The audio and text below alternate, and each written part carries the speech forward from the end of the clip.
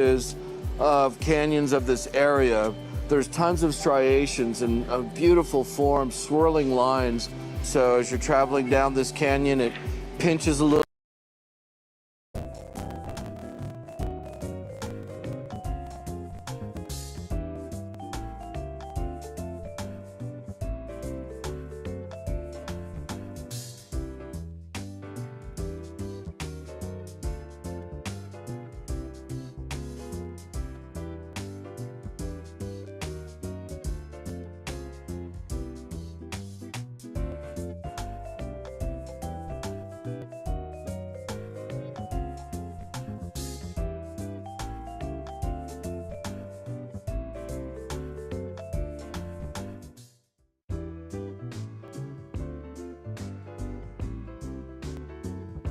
Meeting of the Salt Lake City Planning Commission. If everybody'd come in and take their seats and settle down here, and we'll get started. Just a couple of housekeeping items. If you want to speak on an item, please fill out a card and pass it to whoever's at the end, and they'll get them up to me. And let's just behave ourselves. No cheering, booing. Can I ask that everyone in the audience respect that the meeting has started and the chair is speaking, and to please refrain from conversation at the moment or go out in the hall? Thank you. Thanks, Nick. Okay, we'll call this meeting to order. First item on the agenda is the approval of the minutes from July 13th. Do I have a motion? Okay, we got I'll second it. a first from Rick and a second from Mike. We'll call for the vote. Amy? I'll abstain because I wasn't at that meeting. Okay. Mike? Yes. Thank you. Andres? I'll vote yes. Thank you. Brenda? I'll abstain. And Rich? Yes. Thank you. And the chair votes yes. So we have a majority. A report, the chair and the vice chair, neither one have a report. The chair is out of town. And now a report of the director. Thank you. I wanted to start, we have a couple of things to discuss under director's report. First, I want to address for the commission an incident that happened at our last Historic Landmarks Commission involving one of our staff members and an applicant that put a staff member in a position of being unsafe. And as a result of that, we are changing some protocols with how this meeting and how these meetings will be run. One is during that incident as is normal and customary practice after a decision has been made, our staff members often will go out in the hall and discuss next steps with an applicant. We're going to stop doing that. That will take place the next day over phone or virtually. And while that staff member was out in the hall, a member of the audience got up and shut the door, and whether willingly or unwillingly, they locked that door so that staff member could not return to the room. And that created a situation where security was unaware of what was going on in the hall. They were unaware of the threat to our employee. And our employee did not have a avenue to flee to a safer space. And so for now on, that door is going to remain open. One, that's required under Utah Open Public Meetings Act. And two, only it will remain unlocked. And only the manager of the meeting, so that will be one of the planning management staff, or the security will be able to shut or lock that door. And that will only happen if there's an immediate safety concern If there's a disturbance out in the hall, we will pause the meeting until that disturbance is addressed. So I wanted to make sure that everybody is aware that the safety of everybody in this room is job one for all of us. And that if we end up having to make changes to continue to make sure that everybody can be safe, we will do so. We are in discussions with the police department about what that may look like and the city attorney's office. And we'll keep everybody posted on what that means. But one thing that I think everybody should know is that the city council did allocate additional money for to have more of a police presence in this building during all of our public meetings, whether that's city council or an administrative hearing meeting. So that's going to, the police department's working on what that looks like and how to staff that. So I wanted to make sure that we covered that because it is absolutely an important element of what we do, and we can't have good decision-making if people don't feel safe in a meeting room. Part of that will also be having more strict adherence to general basic decorum in the meeting.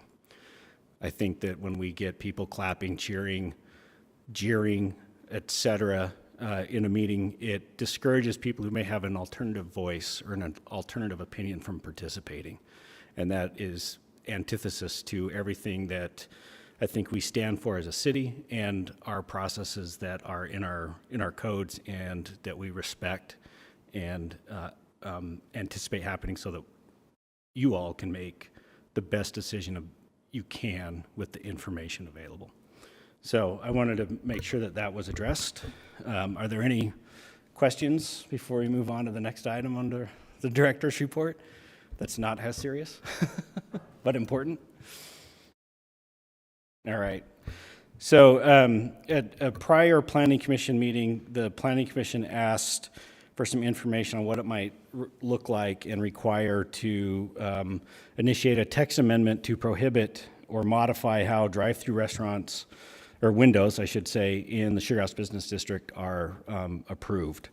And so we put together a summary that's in your packet about what that might look like. We are providing a map of the Sugar House Business Districts, the Sugar House Business District 1, which is the more intense of the two, in the darker purple. We should look to see how that looks up there. And Sugar House Business District 2, which in the lighter purple is really on the edges and kind of that kind of edge district between the main business district and how it steps down into less intense areas of the city. And then we did a windshield survey of where drive-through windows are. Drive-through windows in Sugar House come in primarily three forms: restaurants, financial institutions, and retail establishments, mostly pharmacies. And so, as you can see, there is a number of them, mostly concentrated on the main streets. In fact, I think all of them are, whether that's 1300 East, 2100 South, or 1100 East / Highland Drive. So with that, in that information that we included in your packet, if the commission is so inclined to initiate that process, you can do so by a motion and a majority vote. And that's all I have, but I'm happy to entertain any questions for you. Right now, I left this part out and it's pretty important, but right now, drive-throughs are a permitted use in this zone, in both of these zones.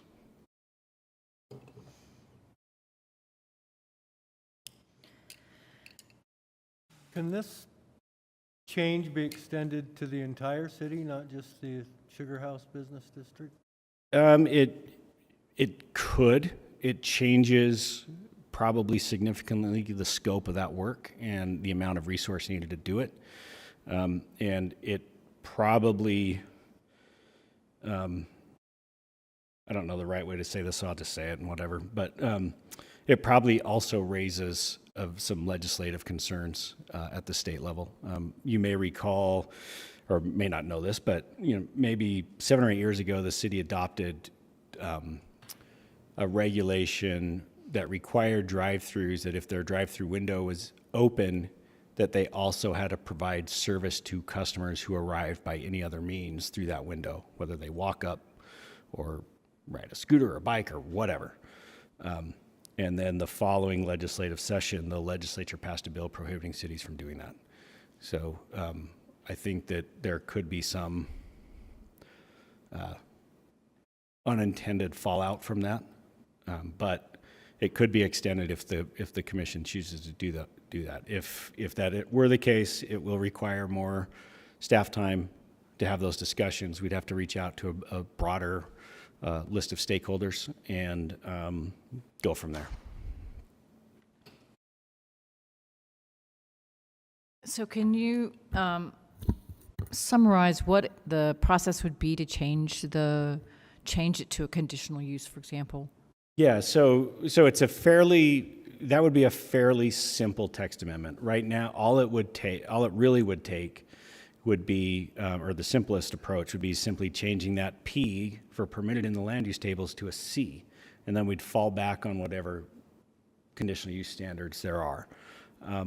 I think that if that were the approach, I think it would warrant a consideration of the drive-through specific regulations as well, to make sure that things like the stacking area is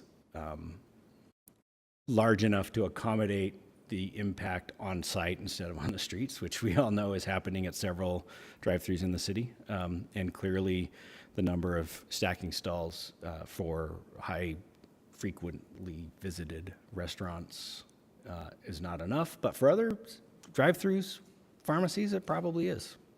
Yes, I visited there today, and there was only one restaurant that seemed to have this major issue, and it was a major issue. But I'm concerned about making rules for basically one violation, and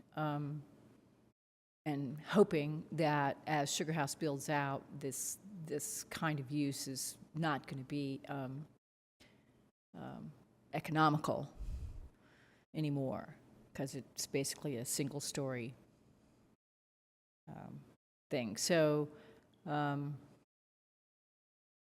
I would not be in favor of spending significant staff time. If it's just changing a P to a C, that's what I'm sort of asking. How much staff time does that really take? You know? That's a small amount. And it wouldn't affect anything that's already there. No, every existing business would then become a non-conforming use. They're Right. allowed to continue. They're limited in any changes that they can make. So they'd be limited in expansions primarily. Okay. Either way, like right now, they're limited in, no. No, right now. If it turned to they're- a conditional use, it would. Right now, they're, yeah. Yep. Okay.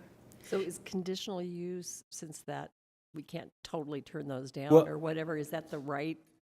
I think that that's something that, I don't think that the commission needs to decide that if the route you choose is to initiate a change. I think you can ask for options on whether it should be changed to a conditional use or prohibited outright. And then we can look at the pros and cons of each, and then bring that back after we start that process for some Just looking preferred direction. For a direction to look at the issue and the potential. Right, that's Options. the Yeah, ask that okay. the commission made at a prior meeting, is discuss whether or not a petition should be initiated, which means just start the process. Doesn't mean what the outcome's going to be. It's not going to dictate what the recommendation is. It just starts the process. And it may be 6 or 8 months down the road or whatever it is to get there. Hopefully it won't. This is, but Well, if but it's a you know, PUC, not- yeah, you not so never much. know what other types of unforeseen priorities may pop up, right? That's just a reality that we face. Well, I do agree that it is actually not a use that is compatible with the vision, I think, for Sugar House and its stated, the business district and its stated goals. So I would be interested in having an initiative, but I think I might put it on the bottom of the list in terms of the planning staff. I mean, we don't prioritize the planning staff's work, but it seems to me like that the biggest issue with really looking at this is not that it wouldn't be a useful thing to do, but that the planning staff is already pretty tapped out. So, Certainly have some big initiatives we're working on, but again, I don't think that should be necessarily a factor in the Planning Commission's decision to initiate something. Can I suggest or ask if we reconsider this at the next meeting, since the particular person who initiated it is not here to discuss? You can do that. Yeah, I'm going to do that. I'm going to do gonna that. table it? Table it till next You meeting. can do that. That's okay. I'll second that motion. Okay, so we have a motion to table and a second. Start with Mike, Yes. Brenda, Yes. Amy, Yes. Andres, I'll vote yes. and Rick. Yes. And the chair votes yes. So we'll see you again. You'll see probably another person sitting here, but maybe me. Okay, we'll see Thank you. somebody. What's Thanks, going to Nick. happen to you? Okay, now we have a item on the agenda for any planning commission discussion. Do we have anything we want to bring up at this point? Anybody? Okay, I think we'll move on. We'll move on to the public hearing items. So first on the agenda is ADU amendments briefing. So this is Michael McManamy. That's not a public hearing. Say what? That's not a public hearing. Oh, it's not. It's just a briefing. Sorry, no public hearing. Just made sure that the public knows it's not a Yeah. public hearing. Okay. Thank you. Ready? Go. Okay. Good evening, Commissioners. This presentation is intended to inform you of the process that city staff have undertaken to this date to put together an amended accessory dwelling unit ordinance, summarize the proposed language, and get feedback from the Commission before putting together a final draft for the Commission's consideration at a future public hearing. The current ADU ordinance was passed in 2018. The city estimates that through the end of 2021, a total of 30 ADUs have been constructed under the current ordinance, with an additional 28 ADUs either under construction or in building permit review as of December 31st, 2021. Salt Lake City faces a dire need for additional housing units, and the city would like to see more ADUs built. The current ordinance includes a conditional use requirement for ADUs in single-family zones, as well as a number of other requirements that staff, the commission, and applicants have identified over the last 4 years as impediments to ADU construction. In February of this year, the commission voted to initiate a petition to remove the conditional use requirement for ADUs. Subsequently, in March, the planning director presented to the city council at their March 8th work session on the yearly ADU report. And during that discussion, the council was informed of the upcoming amendment, and they offered some additional guidance for other changes. After the council session, staff began researching best practices and putting together a new draft ordinance. Staff looked to guidance from the American Planning Association, as well as a model ADU ordinance drafted by the AARP, which is recognized by the APA. We also reviewed ordinances of peer cities to get a sense for what is considered best practice in other jurisdictions. One important consideration was the passage of House Bill 82 by the Utah legislature in 2021. When that bill went into effect on October 1st of last year, it preempted the city from being able to enforce certain requirements for ADUs. The amended ordinance is intended to align with this change to state law. On May 18th, early notification of the proposal was sent to the community council chairs, starting a 45-day public comment period that ended on July 5th. Staff presented to the Sugar House Community Council and had discussions with representatives from other councils. We also received a letter from the president of the Yale Crest Community Council.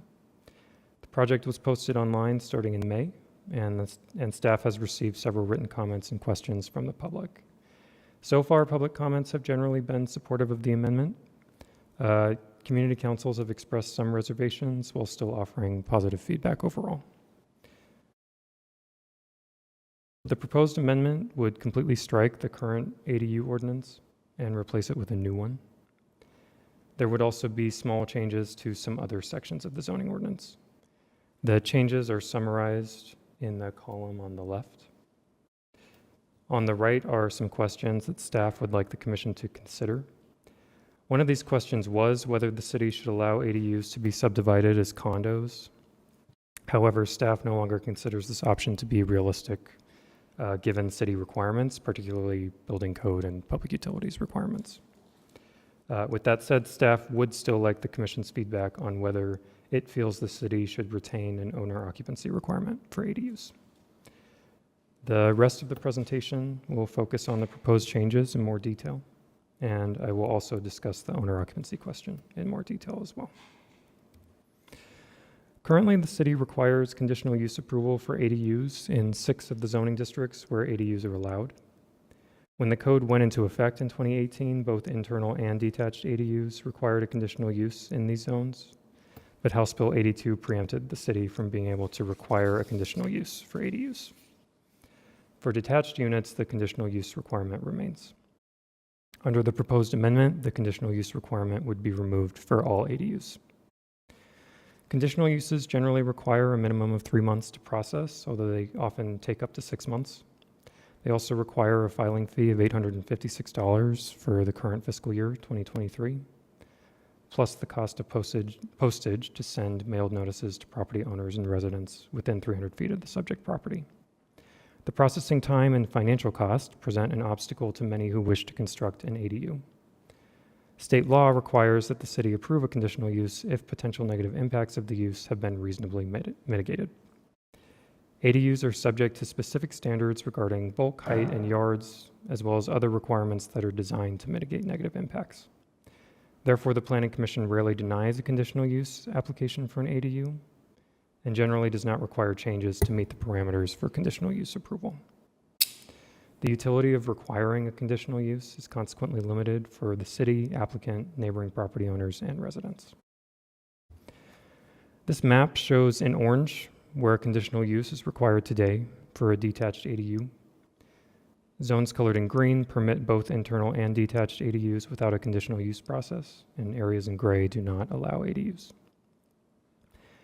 The zones that require a conditional use are the city's 3 single-family residential districts, as well as the 3 foothills residential districts, which also generally permit only single-family dwellings. Zones that permit both types of ADUs without a conditional use are those that allow for duplex or multifamily residential by right. As you can see, a conditional use approval would be required for an ADU in a significant portion of the city's land. In addition to getting rid of the conditional use requirement, the city is proposing to expand the zoning districts and types of properties where ADUs can be built. Currently, ADUs are only allowed in residential zoning districts and some special purpose districts, such as the agricultural districts, on properties with a single-family residence as the principal use. The city is proposing to expand the availability of ADUs to all downtown, commercial, form-based, transit station area, and gateway districts. They would also be allowed on properties with a duplex, multifamily, or non-residential principal use. This map shows how widely the availability of ADUs would be expanded if the amendment were passed as proposed. It should be noted that this map simply shows where the zoning map would permit ADUs. Individual properties within those zoning districts would still need to meet zoning and other city requirements to build an ADU. The ADU ordinance currently prohibits short-term rentals in ADUs, and that prohibition is proposed to be carried over to the new ordinance. Staff recognizes that there is a significant barrier to ADU construction caused by the restrictive nature of the city's size, bulk, and yard requirements. Under the proposed amendment, each of these standards will become more permissive. With that said, the proposal still includes minimum standards to mitigate negative impacts on neighboring properties. I will walk through each of these proposed changes in the following slides. Beginning with maximum size, the city currently has 2 different requirements depending on if the ADU is internal or detached. If the ADU is internal, the maximum size is limited to 50% of the gross square footage of the principal structure. However, House Bill 82 preempts the city from being able to impose a size limitation on internal ADUs. To align with the new state law, there is no maximum size in the proposed draft. For detached ADUs, the city currently allows for a maximum size of 50% of the footprint of the principal structure, up to 650 square feet. Other types of accessory buildings can currently be up to 720 square feet in size in single and two-family residential zoning districts. In the proposed draft, the city is proposing to increase the maximum allowable size to match the 720 square feet allowed of other accessory buildings. The maximum would also no longer be tied to the footprint of the principal structure. If the lot is larger than 12,000 square feet in size, located in a non-residential zoning district, or part of a planned development with 4 residential units or more, the ADU could be up to 1,200 square feet in size. Can I interrupt you there? What does that actually mean? Which part? The part where it's in a how can you have an ADU in a non-residential zoning district? So that's part of the proposal would be to I expand know, it but to, what does that mean? I mean, I'm a business and I can have an ADU in my backyard, essentially. so it's no longer owner occupied. Yes, so the owner occupancy, we'll expand on that towards the end of the presentation, but we would add an exception for duplex, multifamily, and non-residential. So basically, you're just building another unit on something that, which is not allowed now. Building a residential unit is not allowed in a non-residential area. All of the zoning districts where we're proposing to expand the availability of ADUs also permit some sort of residential. So you can do that now. Not specifically an ADU, no. Maybe I can jump in and help. Most of the districts where we would add this only allow multifamily residential, and so it doesn't specifically allow a single unit, and that's one of the barriers that we've identified in our code. This would allow any use, provided it's in the zoning district, that allows other residential uses to have a small apartment, a detached ADU in their backyard, or other portion of their buildable area, Or if they choose to. Or a house above the store, or Exactly. anything like that. Okay, thank you. Yes. Okay. Okay. So moving on to maximum height. The maximum height of a detached ADU is currently limited to 17 feet, or the height of the principal structure, whichever is less. If the principal structure is taller than 17 feet, the ADU is allowed to be the same height up to 24 feet. The city is proposing to keep the same maximum height of 17 feet, but remove the limitation that the ADU has to be the same height as the principal building or less. We are also proposing that a height of up to 24 feet be allowed if there is a commensurate increase in setback from side and rear property lines. Minimum setback requirements currently are either 4 feet or 10 feet from side and rear property lines, depending on the type and height of construction. A new accessory building or addition to an existing accessory building is required to be 4 feet away, while a second-story addition or new accessory building taller than 17 feet must be 10 feet setback, unless the property abuts an alley, in which case the setback can be reduced to 4 feet. The city is proposing to make these standards clearer and slightly more permissive. The minimum setback would be 3 feet from interior side or rear property lines under the proposed language, and a 10-foot setback would be required from a corner side property line. If the ADU is taller than 17 feet in height, the minimum setback must be increased by 1 foot for each additional foot in height above 17 feet.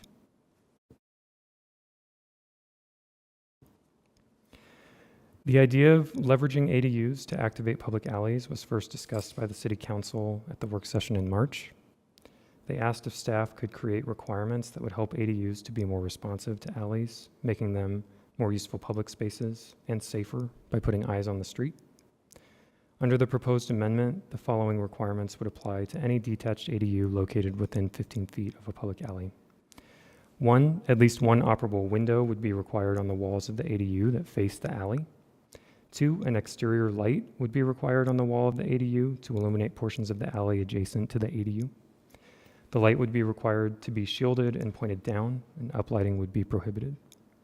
3, a 4-foot wide pedestrian path would be required between the alley and the entrance to the ADU. If there's a fence between the ADU and the alley, a gate would be required, and the path would need to lead from the gate to the ADU entrance. And there would be an exception to the requirements for paper alleys, or those that legally exist on subdivision plats but have not been physically improved or are inaccessible.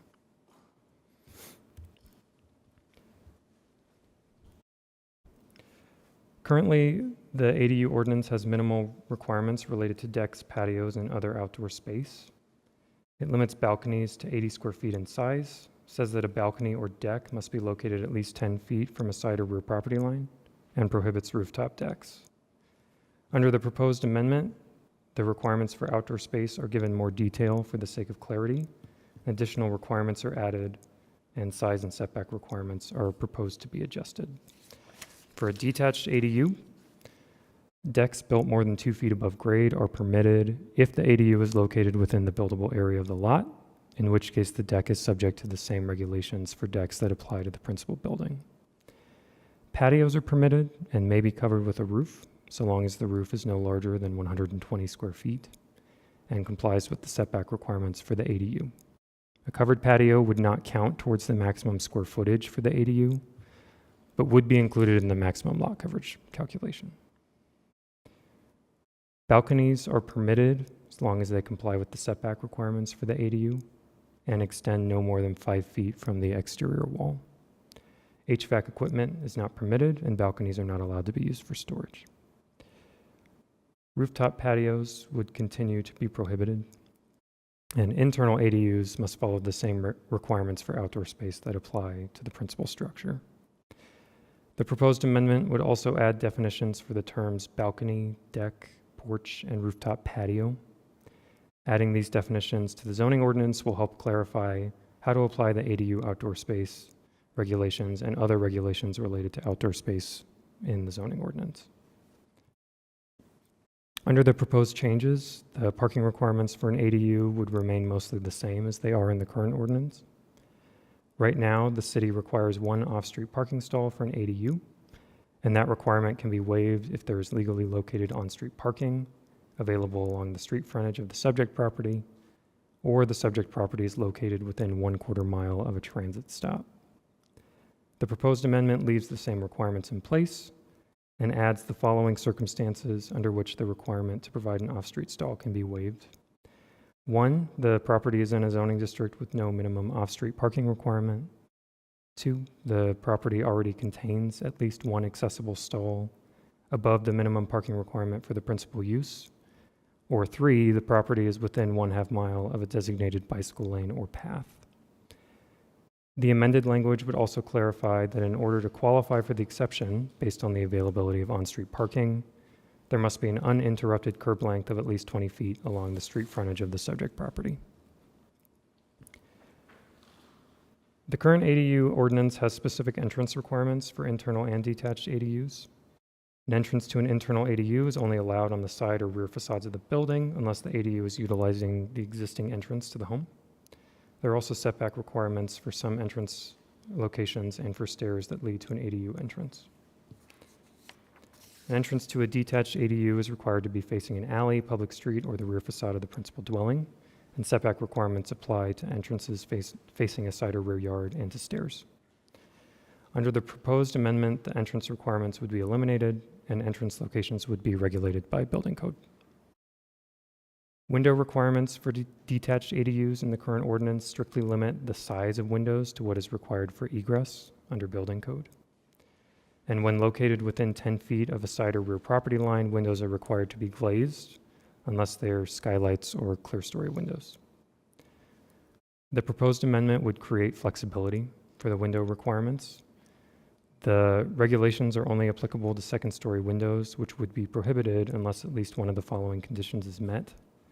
1, the window is a clear story window where the bottom is at least 6 feet above the finished floor of the second story.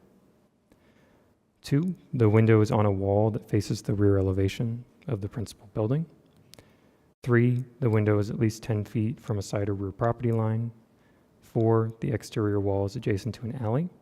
And 5, the side or rear property line is adjacent to a property in a zoning district that permits commercial uses or a property that contains a non-residential use. That summarizes the changes to the ADU ordinance itself. The city is also proposing some small changes to other sections of the zoning ordinance. First, there is currently a building form allowed in the form-based urban neighborhood zoning districts called detached dwelling units, which are very similar to an ADU. This amendment would strike the DDU language from the form-based code so that all ADU structures across the city would be regulated in the same fashion. The city is also proposing to amend the section of the zoning ordinance that regulates general yard, bulk, and height limitations for accessory structures. Currently, in the R1, R2, FR, and SR residential districts, the cumulative maximum allowed area between all accessory structures is limited to 720 square feet, not to exceed 50% of the footprint of the principal structure, although a minimum allowance of 480 square feet is given. Under the proposed ordinance, more than 720 square feet would be allowed if the accessory buildings were located entirely within the buildable area of the lot. They would still be limited to no more than 50% of the footprint of the principal structure, and a 480 square foot minimum would be allowed. ADUs do not currently count towards the maximum coverage of accessory buildings, and that would remain the case in the proposed amendment. Total lot coverage standards for the underlying zoning district would still apply, and the rear yard would still have a maximum coverage of 50% in residential zoning districts. A number of new definitions are proposed to be added to the zoning ordinance. The proposed terms to be defined are displayed on the screen. The definitions are generally being added to help clarify the standards in the ordinance for the city and public. Of note, the city is proposing to add a new definition for the term short-term rental with the goal of aiding in zoning enforcement and to provide clarity on short-term rental restrictions.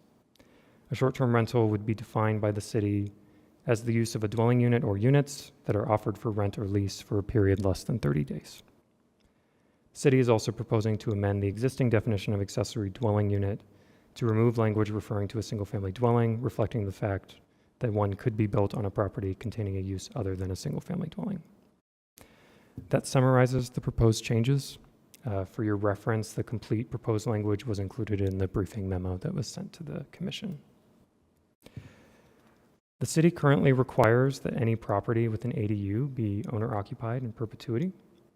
This requirement is popular amongst members of the public and in fact was identified as a specific provision that many would like to see remain when staff recently presented the proposed changes to the Sugar House Community Council.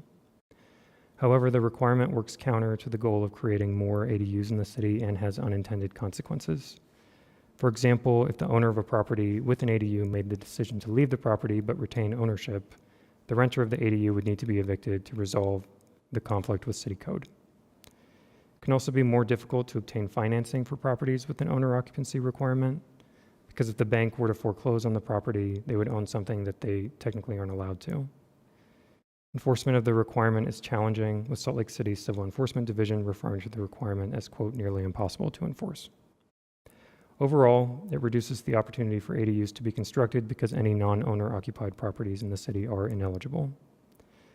The proposed language currently retains the owner occupancy requirement with an exception added for duplex, multifamily, and non-residential properties because those are not typically occupied by their owners.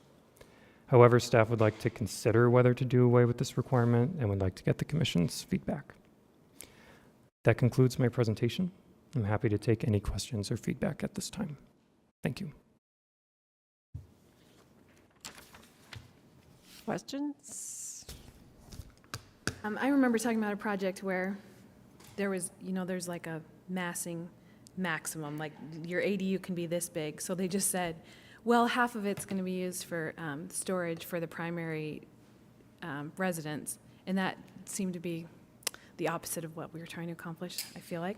Is there any does this address that? I don't think the language specifically addresses that. Or is there a way we could? Or do we feel like it's Yeah. not a big deal or we care about it?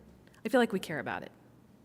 Yeah, I think maybe that would be something we could, I don't know if I would have the answer today, but we could get back to you with an answer on that. That would seem to be something which we might be able to take care of with a definition that, the livable space of an ADU would include, storage that can be converted easily to livable space in the ADU. And I'm not familiar with because in this the particular instance, it was the project, whole but- first floor, and there were two floors, and all you needed to do was knock a little door in and Yeah. open the door was all you needed to do, and you would have the whole. Yeah, they said the first Space. floor was for the primary unit lounge area. No, But it seemed like it was the rental unit lounge area. Okay. Have we ever said no to a conditional use request? According to our most recent ADU report, no. Never said no? Yeah. Okay. We've never, the commission has never said no to an ADU conditional use, but there has been at least one conditional use, maybe two, in the time that I've been here, and those were different kinds of uses. It's unusual. Oh, conditional use. Yeah. I was talking about specifically for ADUs, For maybe? ADUs. That's what it said, ADUs? for ADUs. Yeah, yeah. Okay, Hasn't happened. okay. I also would like to introduce the idea that we do like the owner-occupied requirement. That's like, it seems like it makes a big deal in all of our, like, every discussion we have about ADUs with the neighborhood, community council and stuff. So I probably would like to see that. Is there anything that we can do? You said that including the definition of a short-term rental may help with enforcement, because I think enforcement is everybody's, like, that's the thorn in everyone's side. Yes. It does help. Right now, our code doesn't define that use at all, and so we have this roundabout way of enforcing it, which is pretty time-consuming for our civil enforcement group. And so by adding the use, basically, we are making it very, very clear that unless that use is listed in the land use tables, that it's not allowed. And that's what our code says, that it has to be listed in the land use tables and have a P or a C next to it. Otherwise, it's prohibited. So are you adding, is short-term rentals, are those specifically allowed in some uses, like in motels? So right now, what we do is that if it's in a zoning district that allows hotels or motels or other short-term rental situations, lodging situations, we would allow it.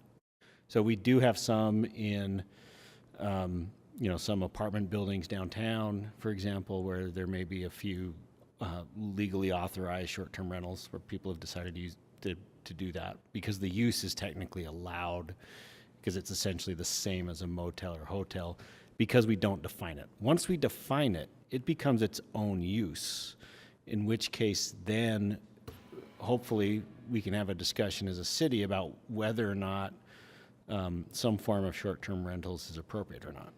So we define it and then we specifically disallow it. Right, we're not adding it to the land use tables at all. is And what then it is. in this case, that would apply to everything, every ADU, even if it's on a property that is a commercial use right now or a multifamily use right now. Ye- You put an ADU, that ADU is still not up for short-term rentals. Correct. Okay. And because right now, no ADU has been approved that's in a zone that would allow a hotel or a motel. Okay. And so they can't convert that. They can't use that interpretation of our code to do that. And so right now, there are no legally existing short-term rentals in an ADU in the city. There's plenty in homes that have been operating, but they technically are all operating illegally. Great. That's my feedback. Roll. I would agree with that one. I think we're not ready yet to entertain the idea of a ADUs without residential homeownership. And I don't know how you enforce that any more than you enforce, short-term rentals at this point. But not having an owner there makes the short-term rental issue even worse because then you have, a single-family home with maybe 2 apartments inside the home and 1 ADU and a lot of people coming and going. And we've had that situation where that has been reported, even though nobody seems to do anything about it. I have a lot of questions about the window issues. Okay. I'm a little bit confused.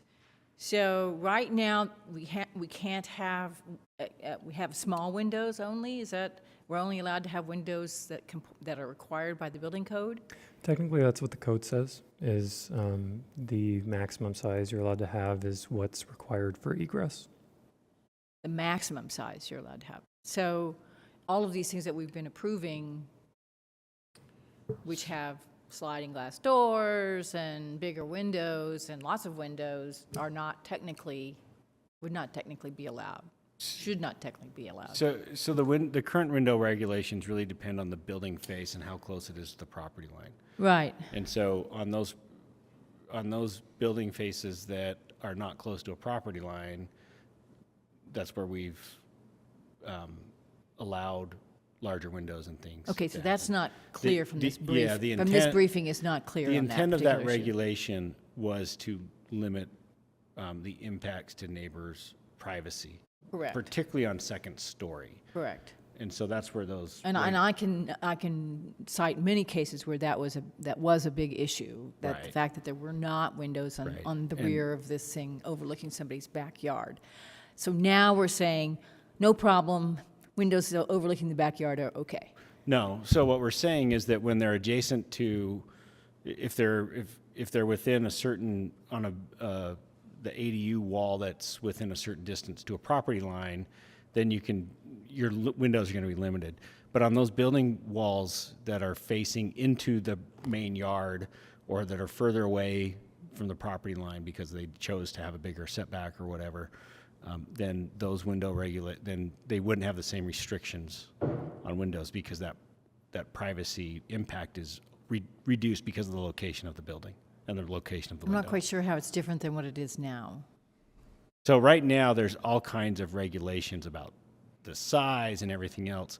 We're taking those things out, and we're basically saying, you know what, on these faces, they're just prohibited unless they're, I think, clerestory windows. I think we have something like Right. that. Right. But on the other sides, go for it.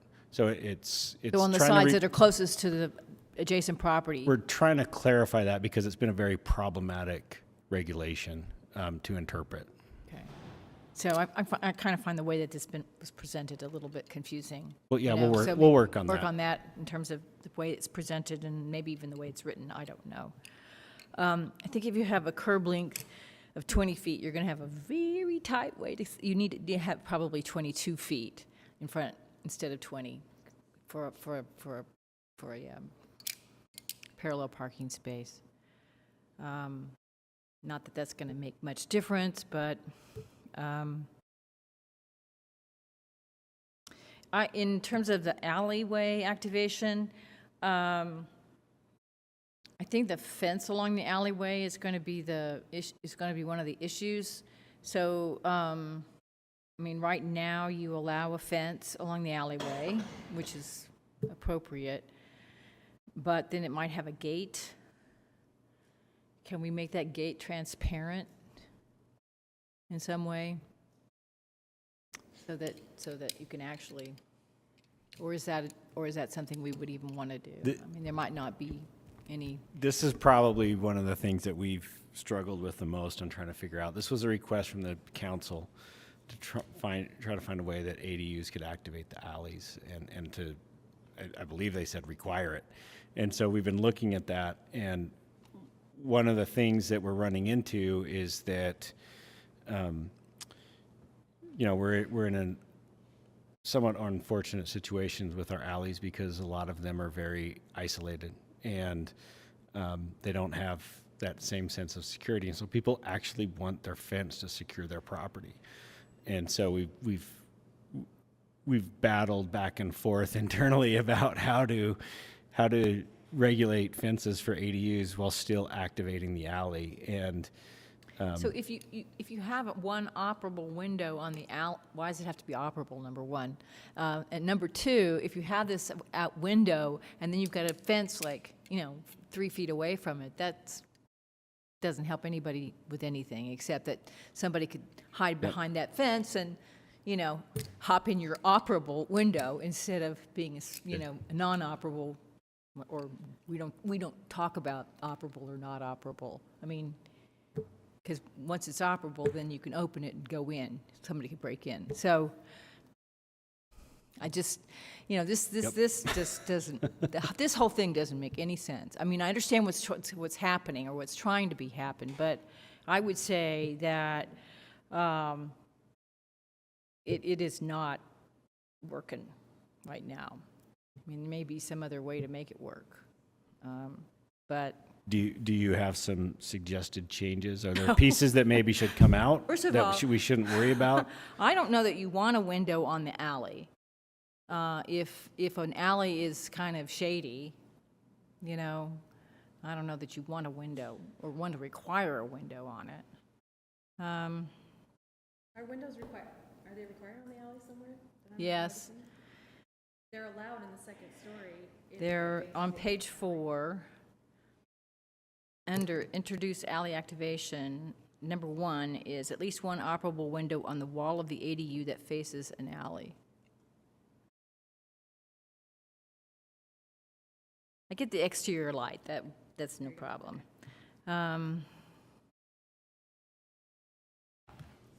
So you're also requiring a gate from the alley to the entrance, no matter where the entrance is, right? It could be anywhere, right? Right.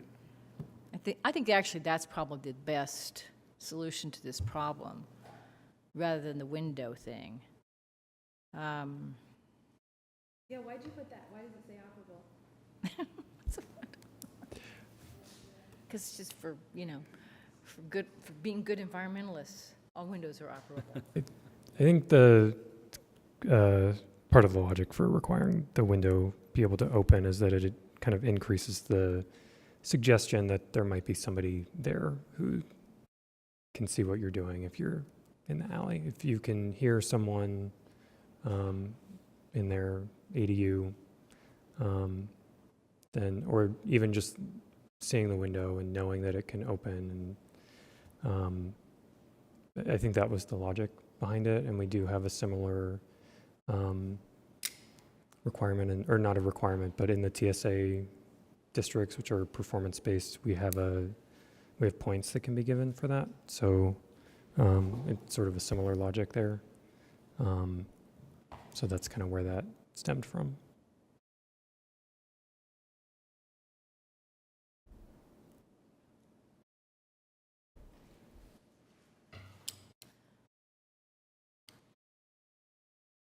Any more comments? I guess my only comment is I agree with the owner occupancy. That's something that's definitely something that I favor as well. Okay. Anyone else? No?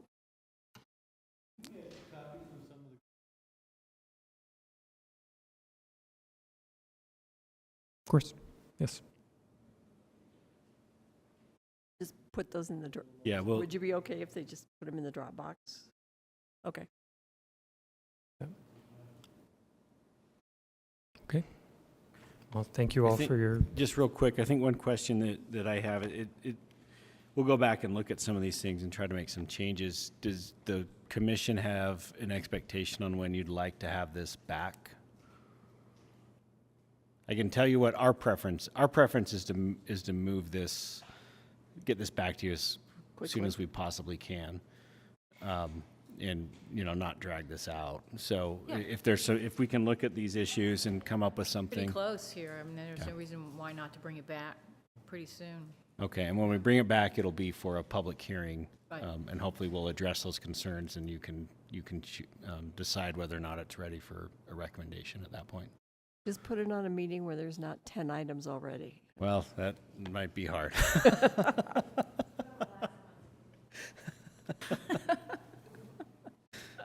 Thank you.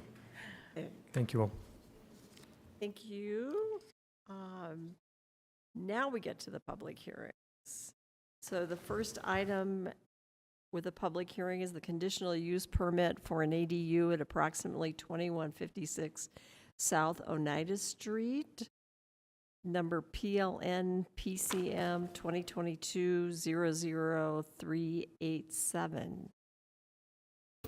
Riley, Thank you, Chair. go ahead.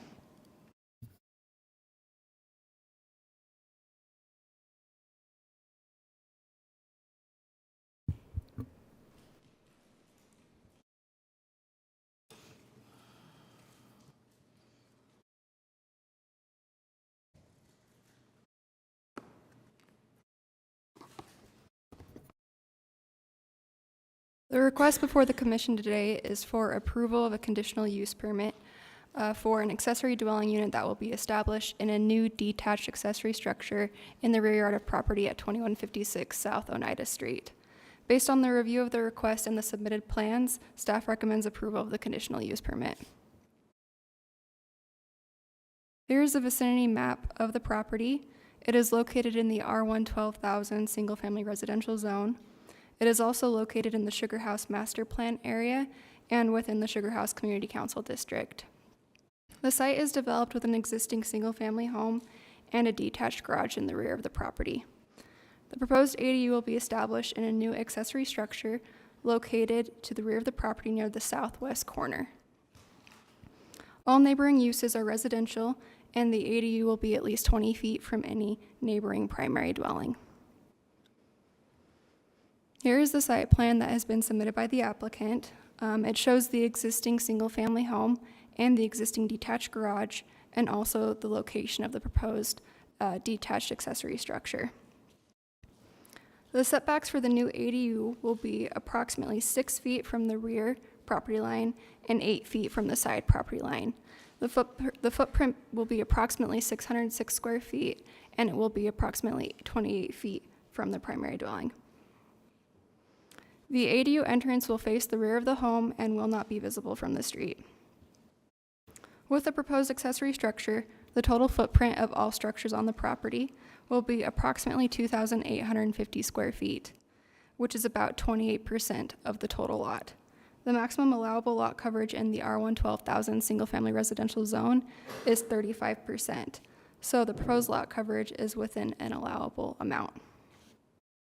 The parking for the ADU will be provided on-street along Oneida Street in the front of the home. Legal on-street parking is permitted along Oneida Street. There is also a UTA bus stop on 2100 East near the intersection of 2100 East and 2100 South. That is within a quarter mile of the subject property. Properties that are within a quarter mile of a transit stop are excused from providing off-street parking. Parking for the primary dwelling will be provided in the existing detached garage or in the driveway that is adjacent to and to the rear of the existing home. This slide shows the floor plan that has been submitted by the applicant. The ADU will have about 600 square feet of living space. The floor plan shows a studio-style layout with a combined sleeping, living, and kitchen area. The primary entrance will face east towards the rear of the existing home, and there will also be a secondary entrance facing north towards the existing accessory structure and driveway. Neither entrance will be visible from the street or from the front of the property. Here are the elevations that have been submitted by the applicant. The proposed ADU will be about 16 feet in height with a shallowly pitched roof and similar architectural features to the primary dwelling. Obscure glazing is required for the windows on the western and southern facades of the structure, as the setbacks from the structure to the side and rear property lines is less than 10 feet. The east and north elevations also show the primary and secondary entrances. Here are some pictures that I took on my site visit to the property. The top right picture shows the front of the home as seen from Oneida Street. The bottom right picture is the rear yard of the property. The middle picture shows the existing detached garage. The middle left picture shows the side of the existing detached garage, and this will be the view from the secondary entrance of the ADU. The far left picture shows the rear of the home, and this will be the view from the primary entrance of the ADU. Based on staff review, the proposed ADU appears to meet all city code requirements and the intent of the ADU ordinance, and no impacts are anticipated, detrimental or otherwise, with approval of the conditional use. Staff recommends the Planning Commission approve the conditional use permit for the proposed ADU as permitted with no recommended conditions. Thank you. Any questions at this time for Riley? I have a question on attachment D. The zoning standards for ADUs. It says the minimum lot area is 12,000 square feet, but this property isn't? It's less than that? So I guess when you make a standard, if it's legally non-complying, then it doesn't have to meet that standard? The lot conditions are existing, and since it was permitted at the time that the subdivision was legally established, the ADU is allowed to move forward on the property with the conditional use permit. Are this minimum lot area and minimum lot width, are those in like the ADU rules? No, those are the standards for the R1 12,000 The whole single-family zoning residential area? zones. Yeah. Okay, thank you. Anyone else? Thank you. Is the applicant here?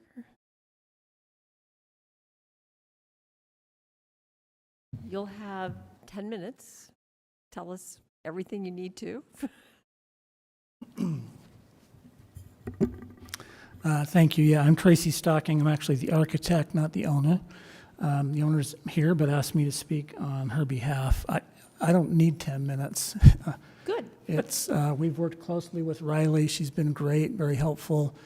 We think we've understood the regulations, and thanks for the great introduction a few minutes ago.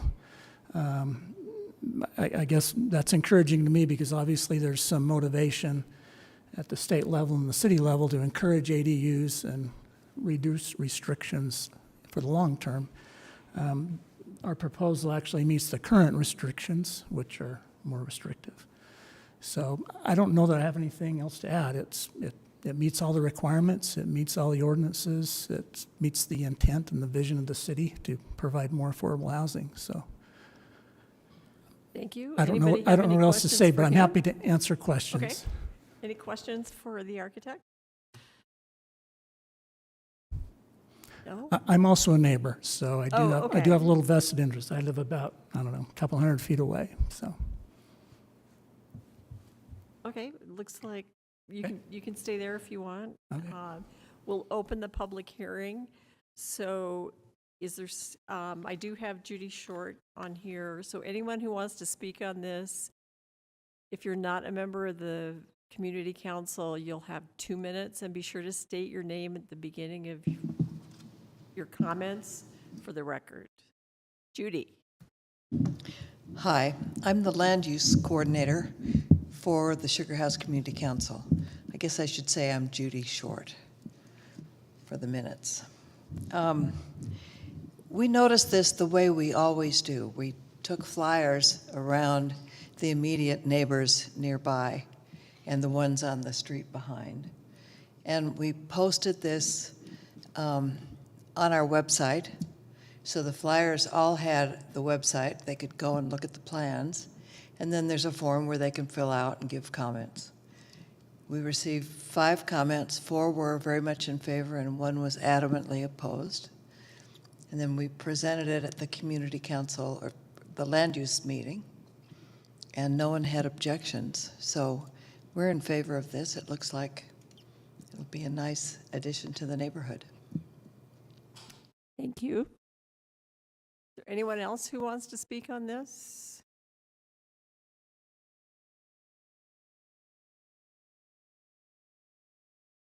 Seeing no one, I will close the public hearing and bring it back to the commission. Any additional questions here?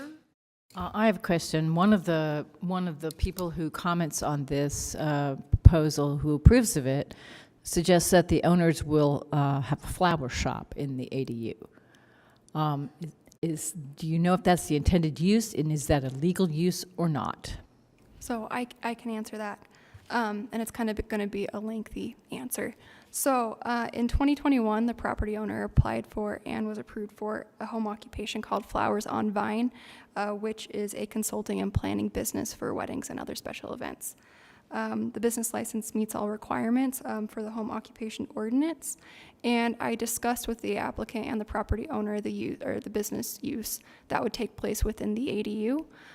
They responded to me and they said that they would occasionally have consultations within the ADU if it was not occupied, and maybe also have some storage in there for the business, which I will add is also permitted.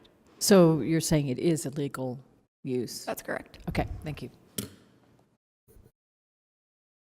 Anyone else? I think that kind of thing should be in the staff report.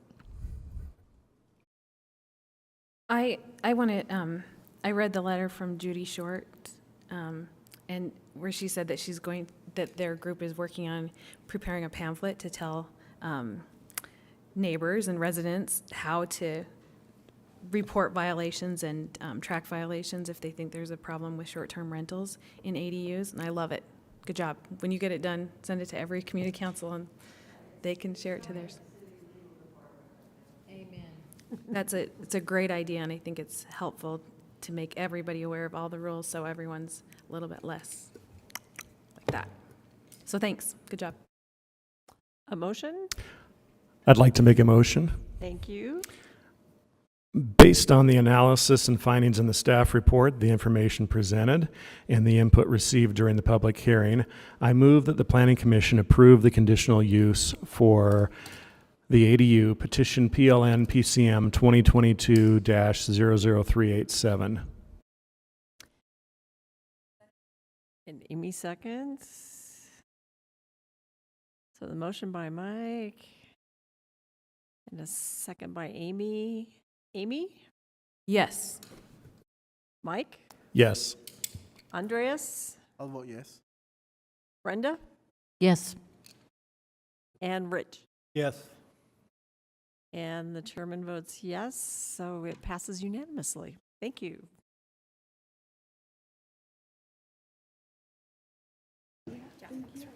Now we'll go on to the second item, which is a collaborative 1135 design review at approximately 1135 Southwest Temple, PLN PCM number 2022-00327.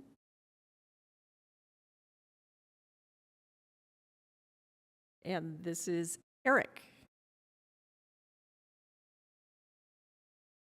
Hello.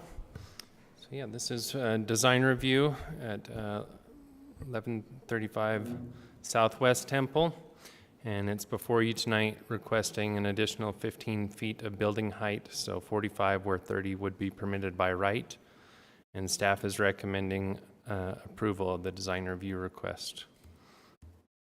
So taking a look at the vicinity here, it's in the ballpark neighborhood, kitty corner to the Jefferson Park there. You can see here the area in yellow. There's currently a single-story employee training facility there, but it's adjacent to vacant lot and has an alley to the rear, and then there's some newer development on the west and the north, a multifamily development there as well. And you can see it's in the CC zone. So this is just kind of taking a look. There's a property next door that has a single family home and an auto repair shop, and then of course the vacant land to the south. And then these are, on the bottom there, you can see the two multifamily residential properties that are nearby. So the proposed use is for market rate apartments, and this property is about 0.66 acres. Again, we've talked about the height. It's proposed as 88 units. All of them would be studio units, and they'd be about 365 square feet each. It's proposing 45 parking stalls, which meets the minimum of half stall per unit for studio units in that zone, and when located within proximity to mass transit. And then the facade of the building is comprised of brick, glass, these architectural metal panels on the upper two floors, and then a precast concrete as well.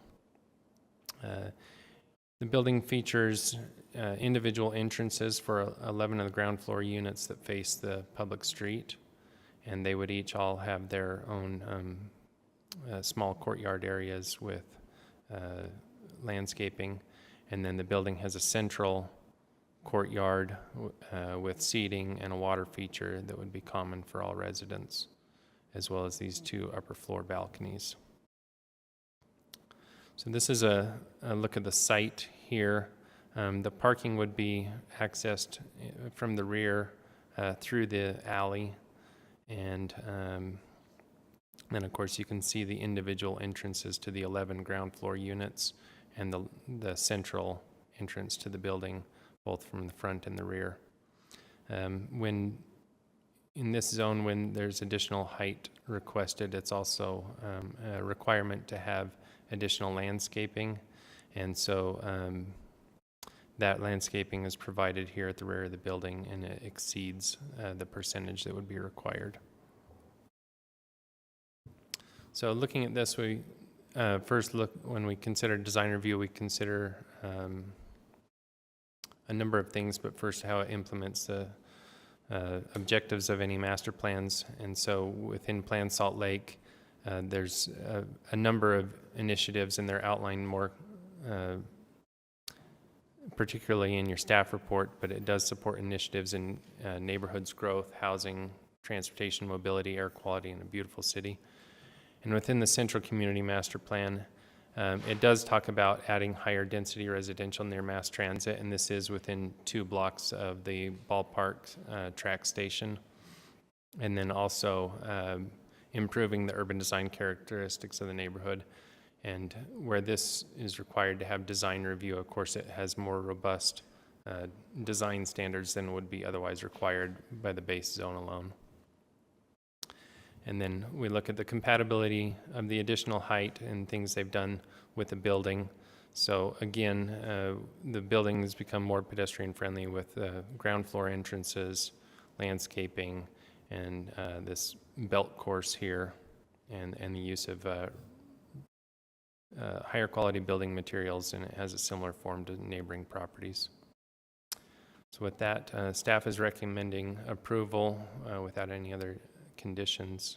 And yeah.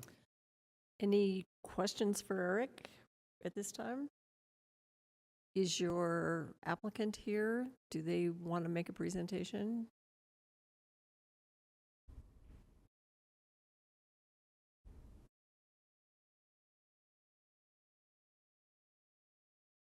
Welcome. Be sure to state your name for the record, and you'll have 10 minutes.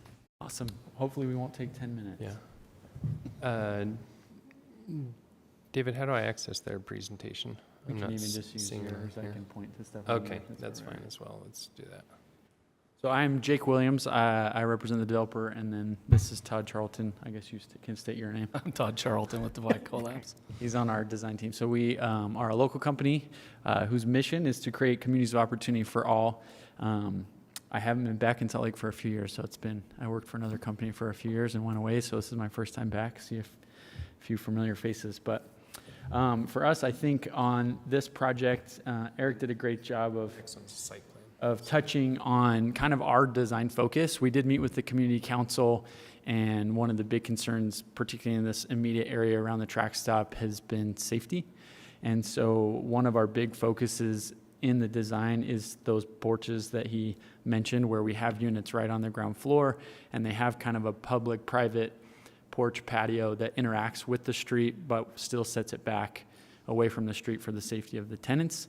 So it was really one of our biggest design focuses was how we could get more eyes up toward the pedestrian right-of-way and on the street. And we found some inspiration in the building across the street to the west. There's some row houses that I think did a really good job. They have kind of a similar rhythm as our project and have those kind of front courtyards. So that was kind of our main focus on this one. We love being by the track stop. We have another project under construction right now in the neighborhood, and overall we got pretty good feedback from the community council when we went with them. They liked our design and the textures and kind of the goal that we made to hopefully bring a high quality project to the neighborhood. So we're happy to answer any questions you have. We'll go from there. Todd's here to answer the technical questions. Okay. Anybody have questions for the applicant? The ground floor units are accessible from the street side and from the parking lot side? So there's units that face the alleyway side, that face the back, and there's units so there's a central hallway inside. It'll be obviously security. They'll be key coded to get into the building. So there's a central corridor that accesses units on both sides. But then those ground floor units just have a separate public entrance where they can access from the outside. Just the ground floor 22 units. ground floor units? Yes. And the upper floor units are accessed from the street side and from the parking lot side too? Correct, yep. And the other thing to mention, kind of where the courtyard is, maybe I'll click on this kind of front area. There's on each floor, there's a community amenity. So there's kind of a loungy area for each floor where it has that glass that interacts with the street. So each floor, because they're smaller units, we gave them a place where they can kind of congregate, or if you're entertaining and have friends over, that would be where you do it. And it's facing towards the street for that same reason. Those 11 ground floor units that are facing the street, they have a back door though, right? You don't have to use that street entrance. Correct, yeah. So we'll probably, I like how we didn't show it here. One of the things we've been talking about is maybe putting up across the street, they have the same kind of feel with these little courtyards, little porches, but they have like a modern picket fence kind of with its own little gate to get to that porch, and we'll probably do something similar in our landscape. So do any of your units handicap accessible specifically? So we will meet the requirements, the ADA requirements. Generally, we stack them all the way up and down. Okay. So there's an elevator, and we'll have Right, ADA. stacked, but, We actually design each unit to just be accessible. Yeah. So it's easier to just do it that way, but okay. a certain amount will be restricted for that. And I have a question for staff, actually, which is, isn't there a project just to the south of here that we've already approved? You know what has happened to that? That's correct. There is a project. We tried to get them to team up with us, but I don't no know what avail. the current status of it is. You granted an extension through modification, I think in December? So the Housing Authority of Salt Lake City, who owns Yeah, that. it is it's a housing authority project, right? Okay. It has pretty much the same kind of design. I mean, in terms of the Similar feel. parking garage and parking lot in the back and some stuff on the front. Bigger units, but okay. And do you intend for any of this to be affordable? I mean, I know affordable, but in terms of very low income affordable? No, I should have brought that up. So we won't hit very low income, but our goal with this project, we've done, our other project in the neighborhood is a tax credit project, so we hit all incomes. This one, we're trying to hit an affordable rate under 80% AMI, just as naturally occurring, so there's no subsidy or anything. Just the size of the units enables us to rent them for a little bit less than what a market rate studio would go for, and so that's one of the goals, is that we can try and keep it under 80% AMI. Do you have a kind of a height map for the neighborhood? Are there other properties that are adjacent or close here that are 45 feet tall? So, not within this zone, but, they're adjacent zones, some of them allow for additional height. And so, anything in the CC zone obviously could ask for up to 45 through this same process. And, some of the others allow for some additional height or. Are there existing properties that are this tall, 45? No, there's not much adjacent to this other than what I've shown you here. You can kind of get a little bit of a sense of it here. And the one that is just south of us was approved for the 45, that's the one he was mentioning, was approved for the same height. Yeah, it's definitely an area in transition still, with things just starting to come online. Our other projects just kind of around the block on 1300 South, and that one's 5 stories and 60 feet, so it's within context of that. It's pretty close to the transit stop. Anyone else? Questions for the applicant? Okay, you guys can hang out there for a minute. We'll open the public hearing. Is there anyone from a representative of the Ballpark Community Council here? Okay, is there anyone who would like to speak on this item? Going once, going twice? Okay, seeing no one wishing to speak, I will close the public hearing portion. Huh? Are we checking emails? And no emails? Okay. We'll close the public hearing and bring it back to the commission. Any more discussion, or are we ready for a motion? I can make a motion. Thank you, Mike.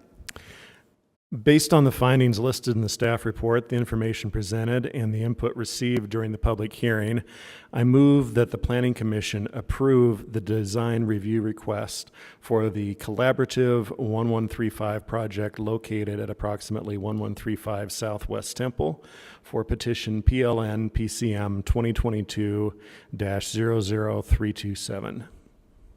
In a second. I second. Thank you, Andres. We'll take the vote. Amy? Yes. Mike? Yes. Andres? I'll vote yes. Brenda? Yes. Rich? Yes. And the chair will also vote yes. So it passes Thank you unanimously. so much. Thank you. Thank you very much. Now we'll move on to the next item, which is the Bolano subdivision, preliminary subdivision plat, plan development, and conditional use at approximately 918 South, 1500 West. PLN SUB 2022-00248. PLN PCM 2022-00250. And conditional use is PLN PCM 2022-0049. And we have Diana. Sorry, can I make a little interruption? Do you want your planner to stay in the room after presentations? I think that generally we would like them to stay for a little bit, but considering there's no controversial item so far, I think we are okay. I don't know. I think if we make the rule, we should do it. You're right, and Because I don't want these guys. Yeah, and we literally just got access to the security footage of what occurred in the hallway, at 4:45 tonight.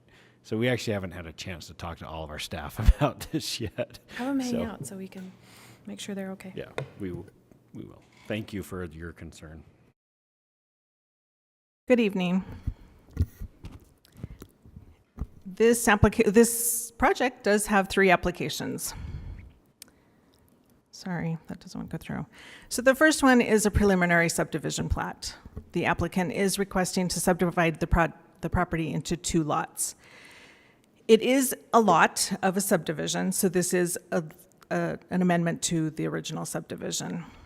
In order to do this subdivision, because it generally meets all standards except for the lot width, they are asking for a modification on both lots, lots 1 and lot 2. And that is from the requirement of 50 feet wide to 42.93 feet on lot 1 and 47.63 feet on lot 2. There's an additional modification that came up a little bit later in the process that I was working with the applicant, and that is the placement of the driveway. I'm going to skip ahead just a little. Well, no, I won't skip ahead. I'll come back to it. But the placement of the driveway that they have now sits to the south of the existing house. Because they're subdividing the property, and that new property line will go right between the existing house and the vacant lot, they have to move the driveway, and the applicant has chosen not to do a shared driveway. Therefore, they would like to move it to the north side of the existing house. And in order to do that, they have to meet the ordinance that I've listed, 21A 44020F7A2, which requires 6 feet, the driveway be 6 feet from the abutting property line. They don't have that. So between the existing house and the abutting property line to the north, they only have 13 feet. So they're basically asking you for, typically it's a 12-foot driveway plus the 6 feet. So they're asking for a modification from 18 feet down to the 13 feet. So they basically won't have much of a buffer between the driveway and the property line. It'll be about a foot, really. In talking with the transportation engineer, he would like that fence to be moved, but the applicant doesn't own the fence, so that's not really a possibility, and he accepts that. So they're coming to you for that modification. The third application is a conditional use request for an accessory dwelling unit. They do want to put an ADU at the back of the rear yard of Lot 2, which is the lot that has the existing house on it. The approximate square footage is 345 square feet. They do have a covered porch on that, so it will be about 378 square feet. And that meets the requirement. It is 50%. It is way less than 50% of the existing house. And it will be 11 feet tall.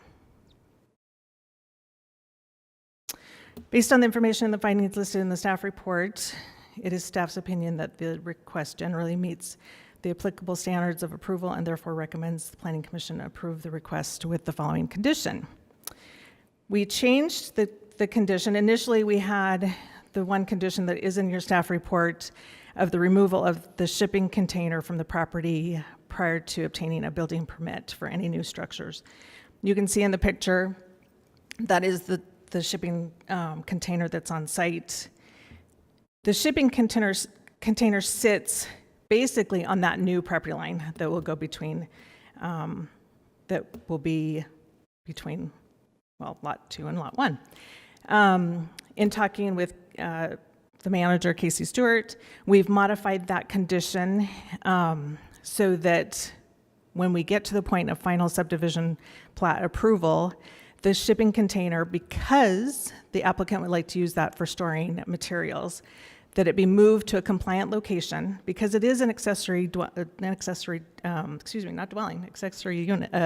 structure, that it be moved to a compliant location so it meets setbacks, or if it doesn't meet the coverage for accessory buildings, that it be removed from the property. So just that modification in the condition. The property, as you can see, is at the end of 1500 West. 1500 West dead ends at that point of their property into the 9-line trail. Just before the 9-line trail, there is an alleyway, and you can see it. I've marked it here, if you can see my cursor. So it is the green dotted line. This is a usable alley.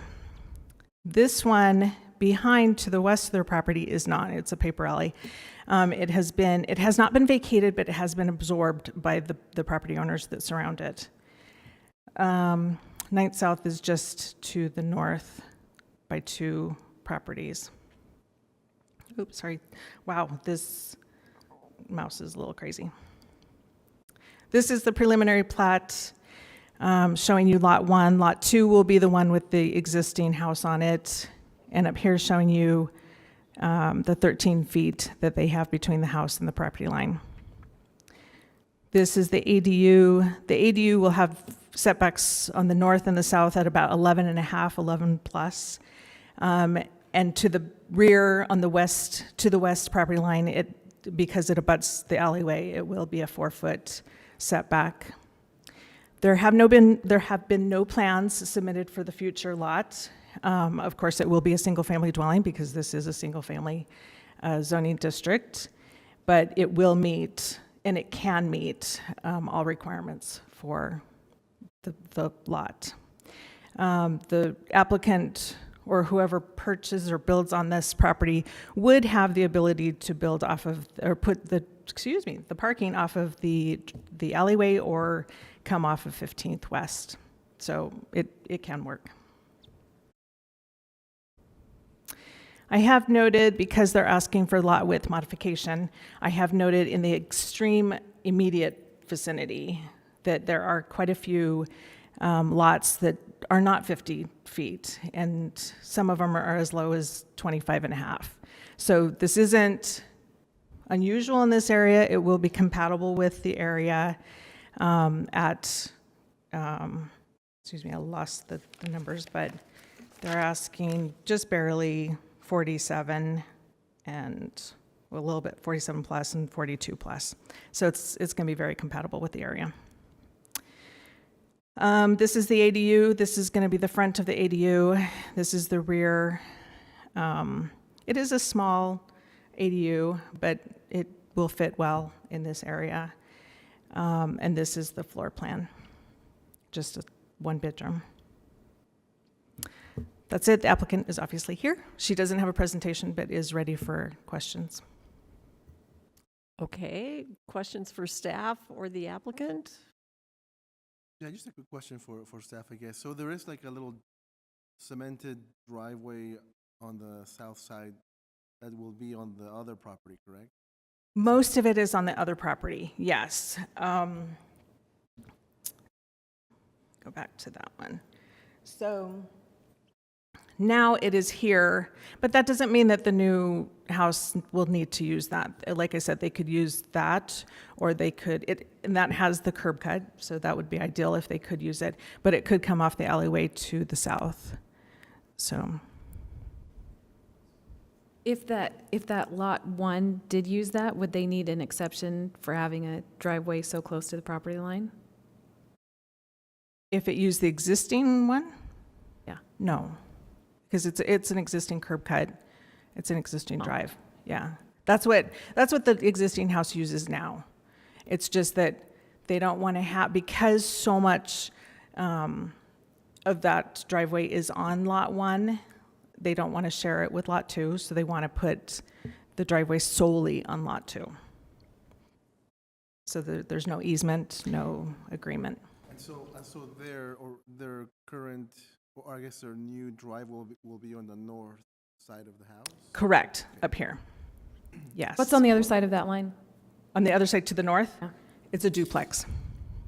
So multifamily. So you can see right here, sorry, let me make this a little bit bigger. Is it like another driveway, or is it the building? It is a driveway, yes. So you can see right here, see this little like cobbled look?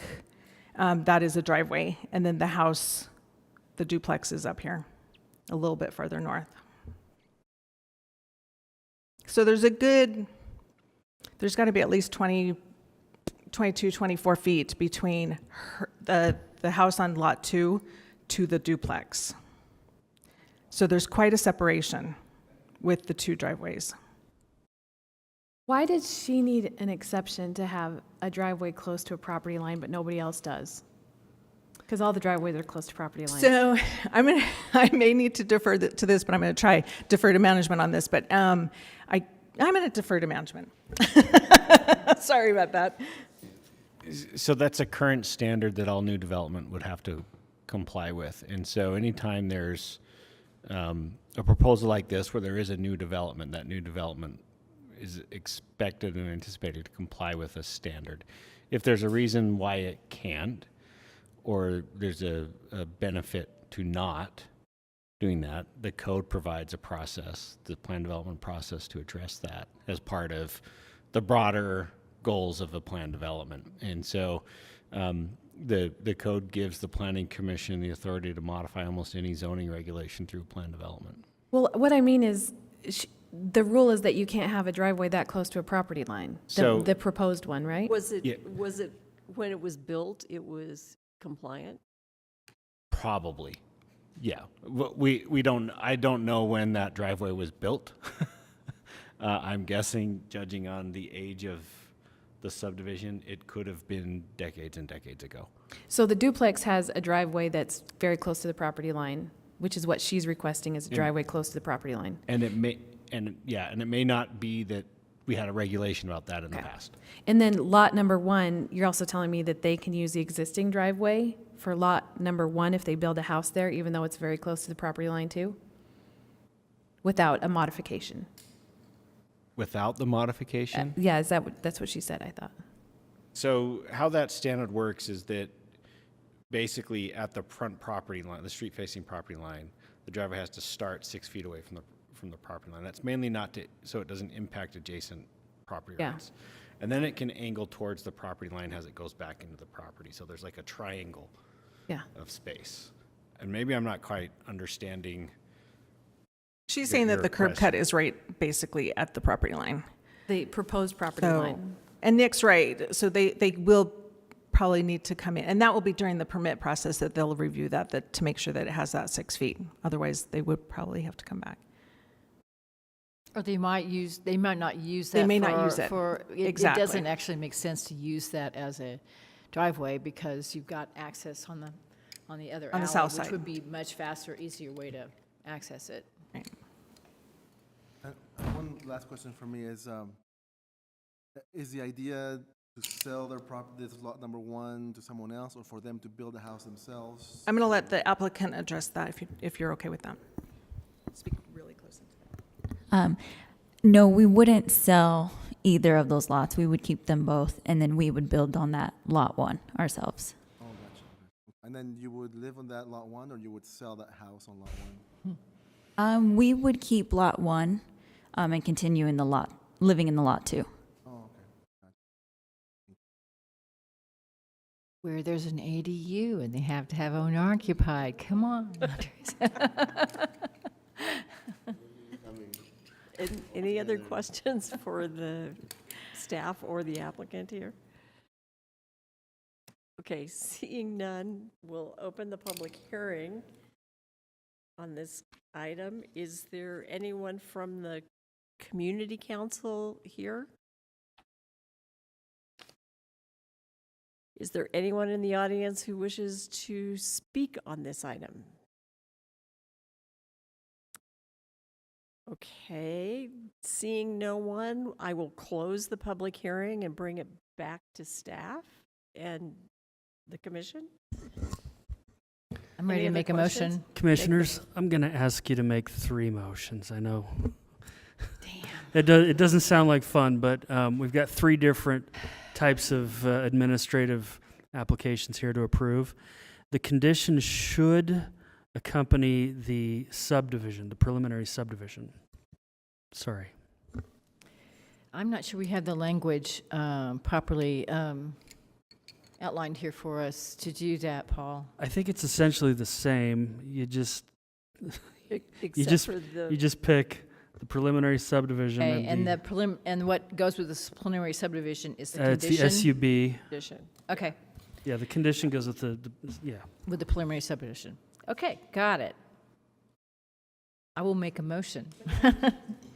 The first one of 3. Based on the information in the staff report, the information presented, and the input received during the public hearing, I move that the commission approve the Bolanos preliminary subdivision plat, PLN SUB 2022-00248, with the condition listed by the staff member in the presentation. I have a second. I'll second that. Michael second. Okay, we'll take a vote on the subdivision plat. Amy, Yes. Mike, Yes. Andreas, I will vote yes. Brenda, Yes. and Rich. Yes. And the chair votes yes. Okay. Madam Chair? Next, the plan development. Based on the information in the staff report, the information presented, and the input received during the public hearing, I move that the commission approve the Bolanos Plan Development, PLN PCM 2022-00249. In the staff report, the plan development is listed as 250. That was the conditional use. 250 is what I have for the plan development on my information. Okay, and what is 249? The conditional use. The That's what it's. conditional Opposite. Just in different orders. Sorry. Okay, Thanks. Sorry. it's all right. 250. Good. And a second? I'll second it. Thank you.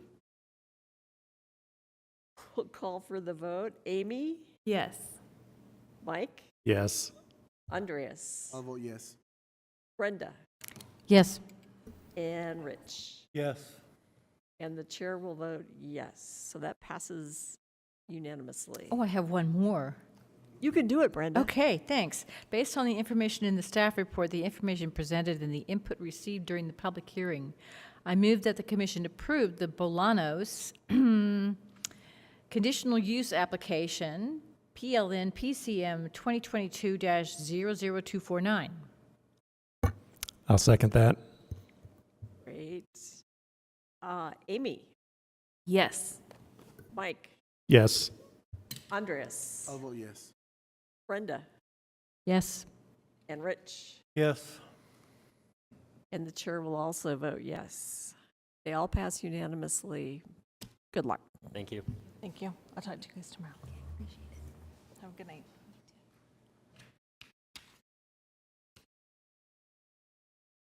Okay, we'll move on to our last item tonight, the Lincoln Street subdivision, preliminary subdivision plat, plan development at approximately 1492 South Lincoln Street, PLN SUB 2022-00341, and PLN PCM 2022-00378. And Diana gets to stay there.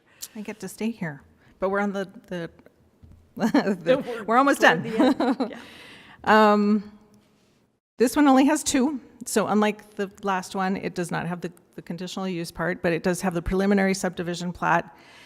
This is approval again to subdivide a property into two lots. The plan development for this likewise is a lot width modification from the required 50 feet to 49 feet on lot 1 and to 41 feet on lot 2. Unfortunately, I apologize for this one again.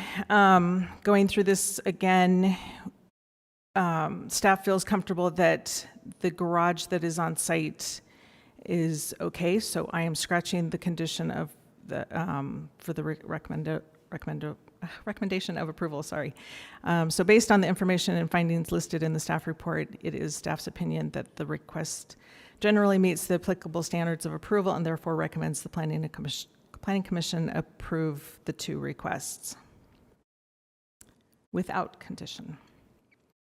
This is the preliminary subdivision plat. Like I mentioned, this is, where's my cursor?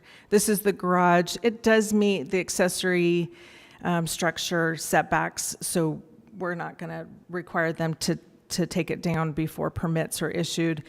I think the applicant is going to take the garage down. It's quite old and dilapidated, and so I think that's their prerogative to do that, but at this point, we're not going to require that. Lot 2 is the vacant lot. It has been vacant for as long as I could find. The subdivision, the subdividing in this area had taken place, and this lot was lucky enough to stay quite large. The existing house has been there for quite a while, but now the applicant would like to subdivide it. I went through quickly and did a look at all so the white stripe in the middle is Lincoln Street.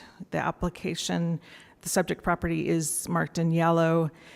There's no differential, between the character I used, the check mark and the cross, but the X means that the lot has a width between 25 feet and 35 feet wide, and the green check means that it has a lot width of 40 to 47. So there's quite a few in the immediate area that you can see of this. The picture is of this one, so the closest to the north check mark. This is the one that has a lot width of 25 feet. The applicant is here. There is no presentation, but they will answer questions. Any questions for staff or the applicant?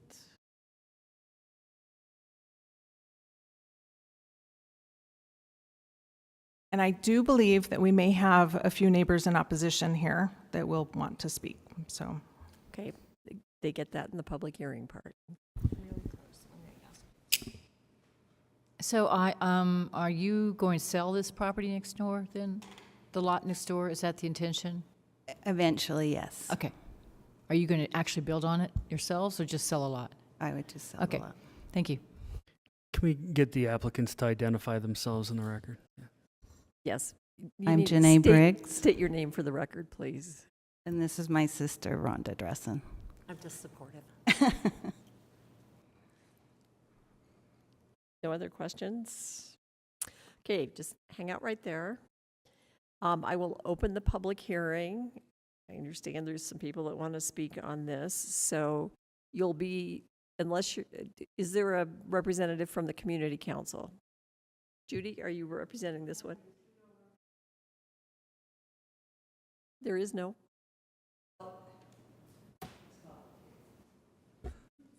Judy, we need you to be in the microphone.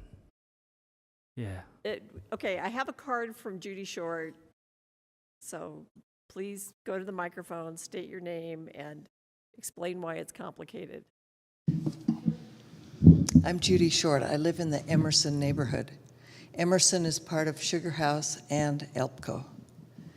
And I serve on the Sugar House Council. I serve as a land use consultant to ELPCO. In this case, the ELPCO person did not get the email. And so I hadn't heard about it till I saw it on the agenda. And I talked to a neighbor who didn't know either. And I started digging into it. And when I was finished and wrote the letter, I sent Jason Stevenson a copy of my letter, and he said, "Can I sign off on that letter?" And I said, "Yes, whatever that means." So I don't know if he sent you another letter or not. That's why I said I'm a pseudo rep. Well, I see here that you said you were in support of this application. Right. Anyway, okay. I visited this parcel.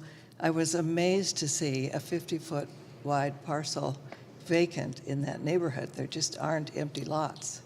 So it's fabulous. And my house, I'm 2 blocks away on Harrison, is 50 feet wide, 2 25-foot lots. And my house itself fits on one of those lots.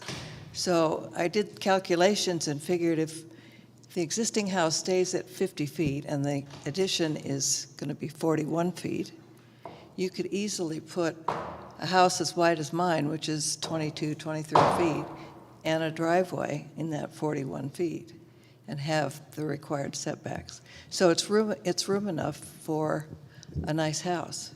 Because as Diana pointed out, most of the lots, there aren't lots on that block, my block, that are only 25 feet wide, and there are livable dwellings there.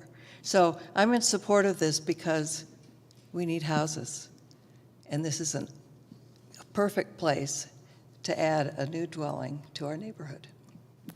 Thank you. Thank you. I've got 2 more cards here, so when you get to the microphone, please state your name for the record, and you'll have 2 minutes. Marie Midbow?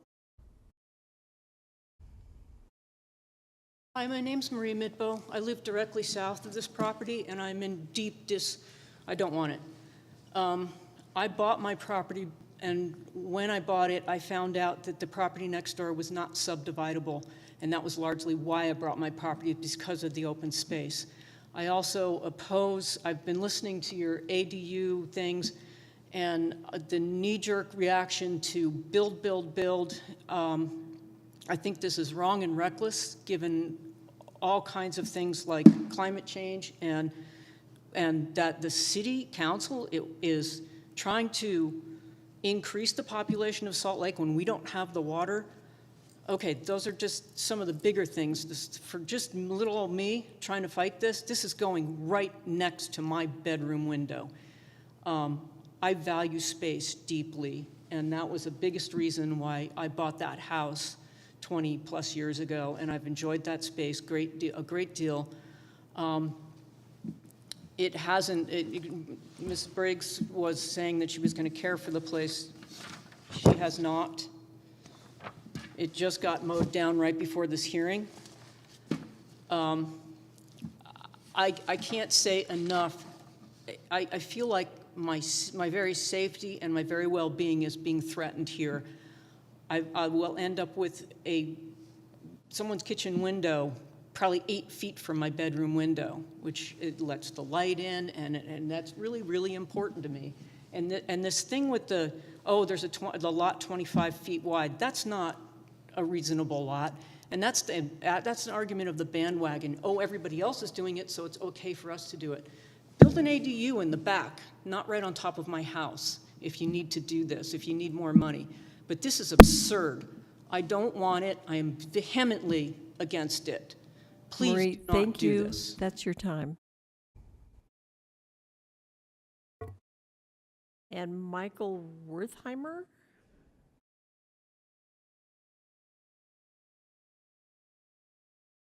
I'm Michael Wertheimer.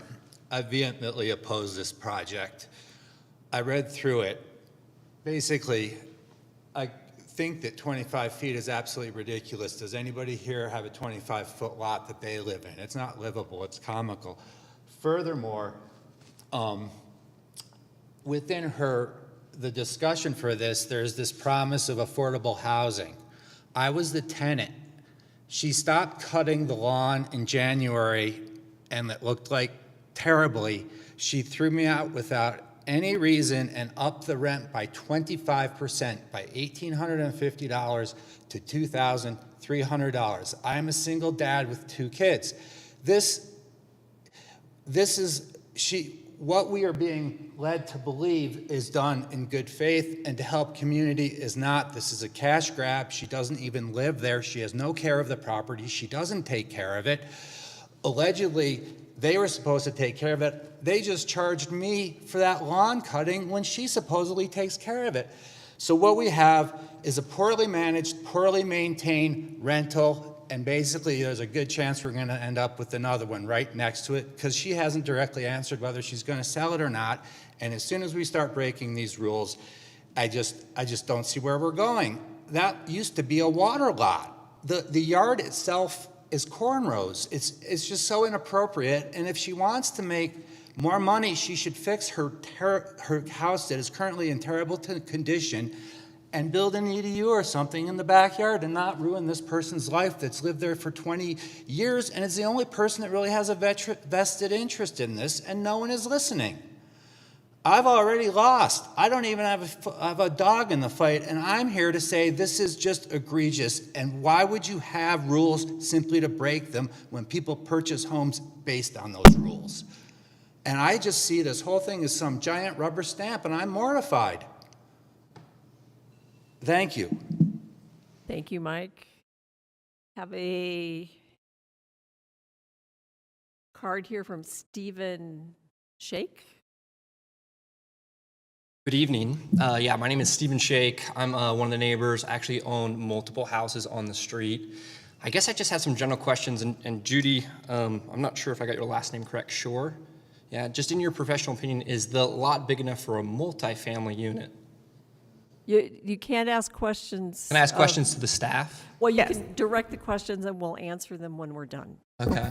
I guess that's my first general question to the committee or the staff or the applicant is if they've had it reviewed for size for multifamily. I think that's a big concern in the neighborhood is we have some houses that are currently on small lots that are held as rental and just the ownership of them are not great. So I think that's the primary concern. I'm coming in maybe a little bit more neutral, that I can see a beautiful home going there that would appreciate all of our values in the neighborhood on a fiscal basis, which I'm all for. But I think a little bit of clarity from the applicant on the purpose, I think would be great. We've read through a lot of the materials and it just seems pretty ambiguous in nature. That's it. Thank you for your time. Thank you. Is there anyone else who'd like to speak on this item? Go to the podium, state your name for the record, and you will have 2 minutes. My name is Jennifer Olson, and you may have some comments in your file from me. My major concern is about whether or not a multifamily unit might be erected on this lot. Diana has assured me that that's not allowed under the current zoning and is not a high likelihood in the future that that might happen. But as I expressed, after 40 years of living at my address, 1501 South Lincoln, I'm directly across from the proposed Lot 2. I've had a lot of bad experiences with the fourplexes that are scattered through our neighborhood, and so my concern is about the irresponsibility of the landlords of those properties and the disrespectful conduct of a lot of the tenants. That I have actually 3 fourplexes that border my property lines. And so I just wanted to go on record that I would be vehemently opposed to any multifamily unit that might be erected on either of these lots.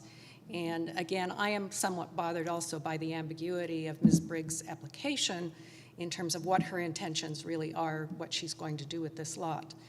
And one other thing I want to mention is I would corroborate a couple of the other people's statements that the lot has not been kept up well since Leroy Briggs, who was the owner of the property up until his death, and would be Ms. Briggs' father, I guess.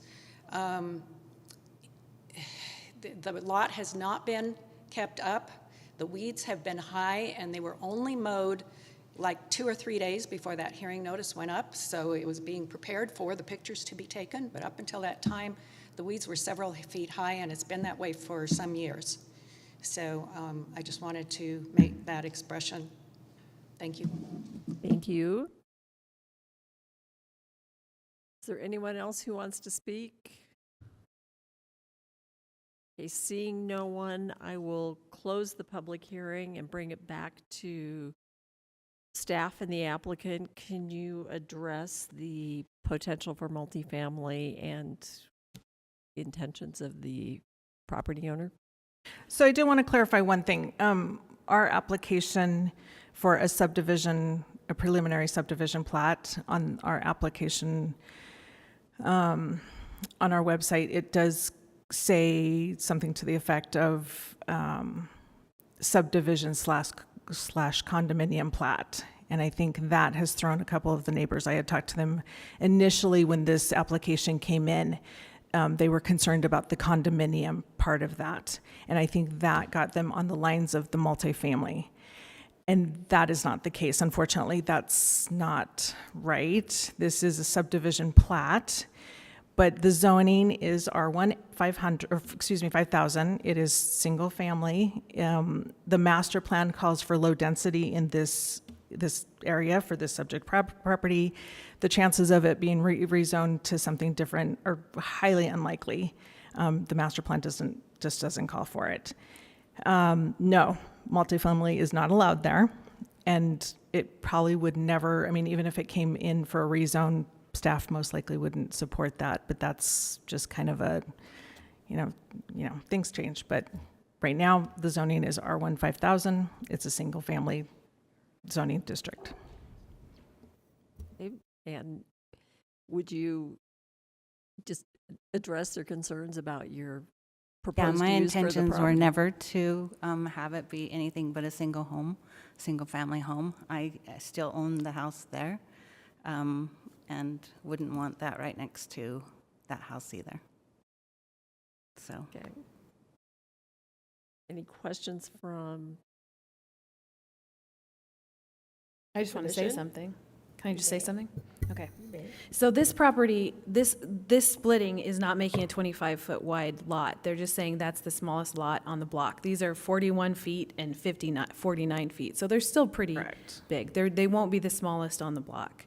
The other thing is that I don't know who said this is not subdividable, but sometimes people say stuff, or the realtor maybe next door said this property is not subdividable, but everything can change. So it's been nice to have a big, huge property next door for decades, but it's not true to say that it was never subdividable, because all of these, there are exceptions and applications and standards and all that kind of stuff to make a decision, that we make a decision on, does it meet the standards to be subdivided? And that's what we're considering.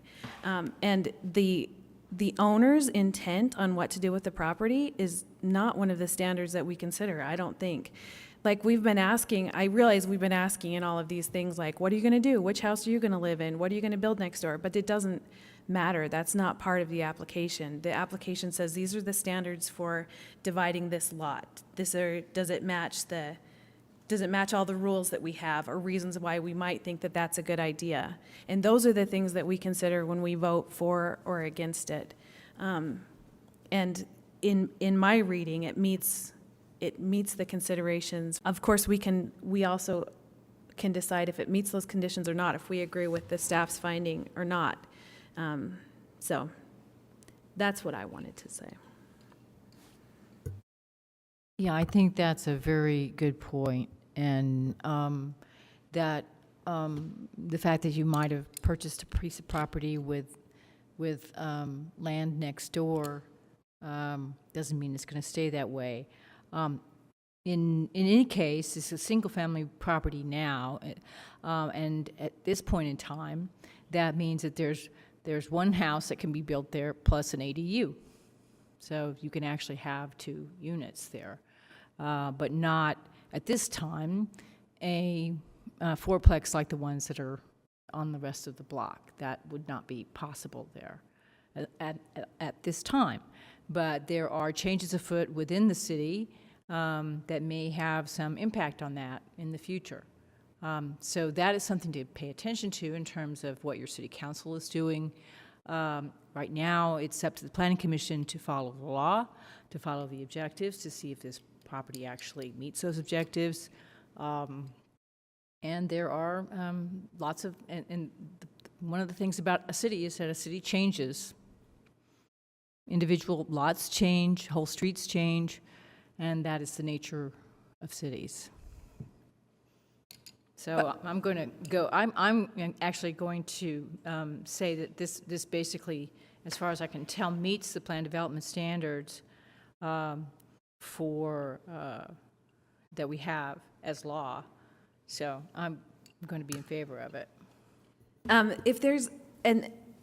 If there are problems with the property that you're a neighbor to, like the grass isn't being cut, but it should be, you have to complain to the right kind of group. That won't hold up a subdivision, this kind of request. But if you have a problem with it, there really is like code enforcement where you can make a complaint to, and they can do enforcement actions and all that kind of stuff. And I would love if all of the neighbors knew, you got to get a hold of Judy Short's pamphlet when it gets through its process, because I would love for everyone to know how to do that. So if there's a problem, you can do there is actually something you can do that can address it. So I hope that information gets out to you guys, or you find a way to just call code enforcement and ask them what the deal is.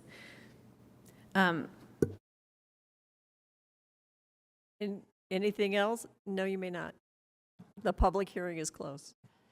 Are we I'll ready make a for motion. Thank Do you want Amy. 2 motions, Paul? I do want 2 motions. Thank you. The condition, as I've talked to Casey, should be tied to the plat on this one again. I was going to not include the condition. Does that sound fine Correct. with you guys? That's We cool, too. wiped the condition Okay. on this one. That's Okay. cool, So too. no condition. Thanks. Thank you. 2 motions. Based on the information in the staff report, the information presented, and the input received during the public hearing, I move that the commission approve the Lincoln Street preliminary subdivision plat and plan PLN SUB 2022-00341 with no conditions. I'll second that. Mike? Okay, we have a motion by Amy and a second by Mike on the preliminary subdivision plat. Amy? Yes. Mike? Yes. Andreas? I will vote yes. Brenda? Yes. Rich? Yes. And the chair will vote yes. Are you going to make the second motion? You betcha. Based on the information in the staff report, the information presented, and the input received during the public hearing, I move that the commission approve the Lincoln Street preliminary, the Lincoln Street Plan Development Application, PLN PCM 2022-00378, period. With no conditions? No conditions. I'll second that. Okay, we have a motion by Amy again and a second by Mike. Amy? Yes. Mike? Yes. Andreas? I'll vote yes. Brenda? Yes. Rich? Yes. And the chair will also vote yes. So it passes both motions unanimously. Thank you. Do we have any other business? Can I say something I should have said in those first 10 minutes when we were supposed to say something? Can you give me, can I have a minute? Okay. Okay, I want to say I'm really sorry about your employee encountering an ugly situation. I hate that. And it doesn't have to be like that. And I think we should do those rules regardless of whether it feels like it's warm and cozy in here or not. You know, not make a qualitative decision on doing that, because I think everyone should feel safe doing their jobs. And these guys do a great job. The other thing I want to say is one time we talked about changing the language in the motions, so because sometimes the input in the public hearing is not leading us in the direction that we ultimately end up in. So I remember we talked about that, and maybe it's still going to happen. Thank you. We'll make sure it does. Sorry, my microphone is off. All right, anything else? Okay, I declare this meeting adjourned. No, not at this point. I mean, you're fine, because I'll probably try to take it, I'll try to get it assigned to me again. And that one doesn't need to come back to them, so it'll be administrative. So I can ask you for any information I need, or any other city reviewers that they need. I can just let you know. So, but that's a good start, so. Okay. But it's gonna be a whole new application, a whole new, I'm not sure what the fee is, but it's a whole new fee on that. I was thinking, okay, just the fee.